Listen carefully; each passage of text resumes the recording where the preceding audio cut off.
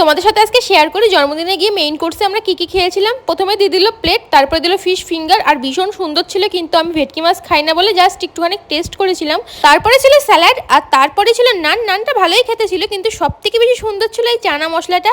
আমি অনেকদিন পরে এত সুন্দর চানা মশলা খেলাম, ভীষণ স্বাদ ছিল। আমার তো দেখে এখনই গালে চল চলে আসছে। তো তারপরে দিল রেশমি পোলাও। হ্যাঁ জানি দেখতে একটুখানি বিরিয়ানির মতো হলেও টেস্টটা ছিল অসাধারণ। তারপরে দিল চিকেন, আর আমি তো বলেই দিয়েছিলাম আমাকে একটু লেগ পিস দেখে দিও, তো আমাকে লেগ পিস দেখিয়ে দিয়েছিল, আর স্বাদটা ছিল অসাধারণ। আমি তো একেবারে হাড়ের পিস থেকে সুন্দর করে চিকেনগুলো ছাড়িয়ে নিয়ে অল্প অল্প পোলাও দিয়ে খাচ্ছিলাম, সেই সুন্দর ছিল। তারপরে দিল চাটনি, আর তারপরে দিল পাঁপড়। পাঁপড় তো আমার খুবই প্রিয়। তারপর দিয়ে দিল মিষ্টি। আমি আবার যে দিচ্ছিল তার কাছ থেকে আরও একটা চেয়ে নিলাম। তো আমার বর তো দেখে অবাক যে মিষ্টি খায় না, সে দুটো মিষ্টি কেন নিচ্ছে। তো নিয়েছিলাম আমার দেওয়ারের জন্য, গুবলু, ও খুব ভালো খায় মিষ্টি, তার জন্য। তো সব শেষে দিয়ে দিল আইসক্রিম আর হজমোলা।